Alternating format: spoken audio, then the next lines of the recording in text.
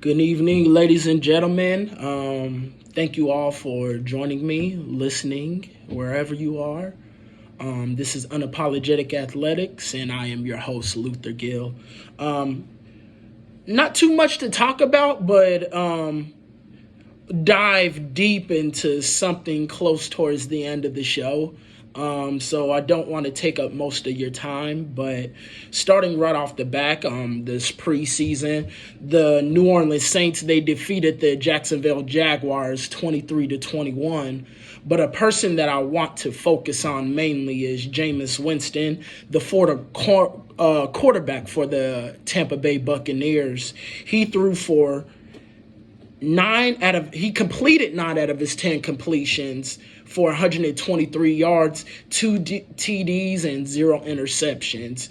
And I know it's only preseason, but I kind of want to focus on a stat that some might remember, but a lot might have forget about just because of the team he played for and where he was at. Let's be honest, he was in no position during the time to win with the Tampa Bay Buccaneers. So the moment they scooped up Tom Brady, it was a win-win situation. But with this, him throwing 0 interceptions, I am excited. Especially where he's at, being in New Orleans with Sean Payton and the retiring of Drew Brees. I believe they're in good hands. Jameis Winston specifically is in good hands with Taysom Hill being alongside him, and Sean Payton being the head coach still over there. I'm excited to see that dual threat QB offense, to see what kind of plays Sean Payton draws up with both of them. Especially probably the Wildcat, and let's be honest.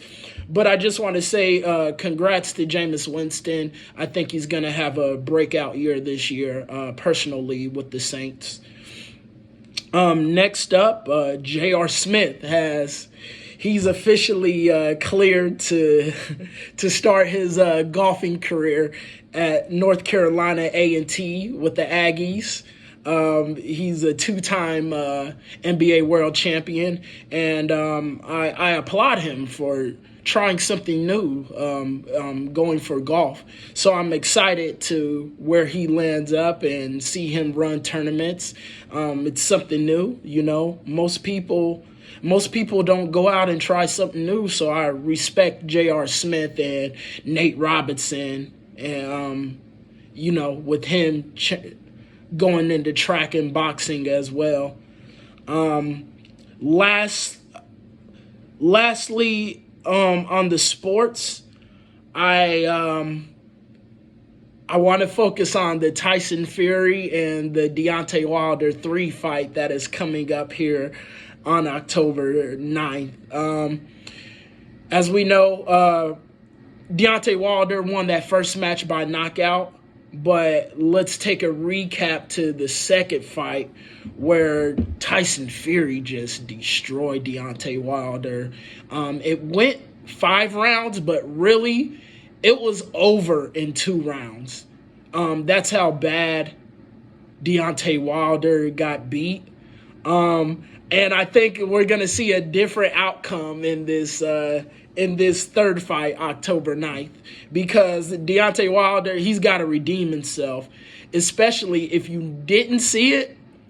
He got his blood licked by Tyson Fury on national TV, and that is a no-no. The disrespect to have your blood licked on national TV during a fight, I'm wanting Deontay Wilder to redeem himself, but I have enjoyed all 3 fights. Or the first 2 fights. I think I'm going to enjoy this third fight because I believe Deontay Wilder, his preparation and his mentality for this match is going to be a whole lot different than what we saw the previous 2 times.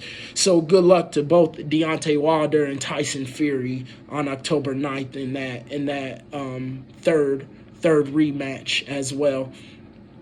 Another order of business is the R. Kelly trial. The R. Kelly trial, which has been going on. I haven't had any words for it at all, because it's just sickening and heartbreaking what's going on. But one of the girls and his doctor testified this week on R. Kelly, and it's just sad because the doctor testified saying R. Kelly, since '94, R. Kelly willingly and knowingly has had herpes and has been impregnating or having sexual intercourse with these women since 2007.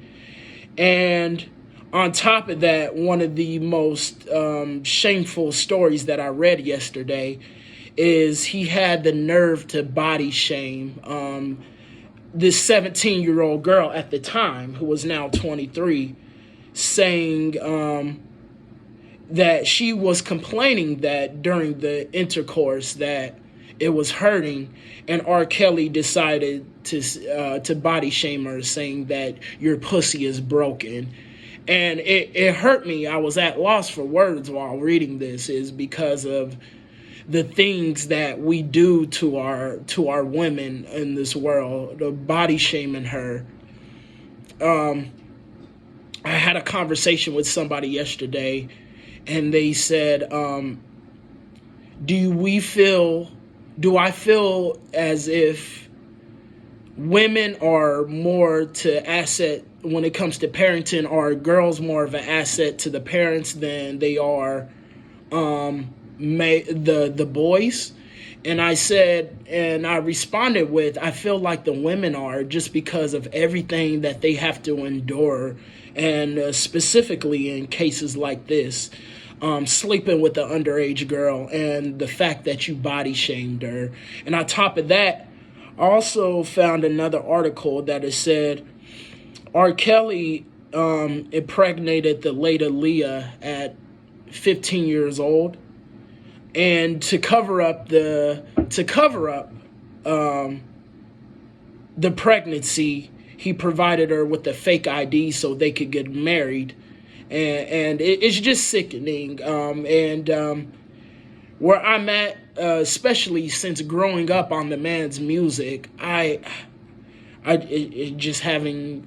it's hard for me to support a man. But I want to know what you all think about this R. Kelly trial. You can follow me on my YouTube channel at Luther No Vandross, or tweet at me at baby_Vandross92. Again, that's baby_Vandross92. Let me know what you think on these topics. This is Unapologetic Athletics. I'm your host, Luther Gill, and thank you for joining me this evening.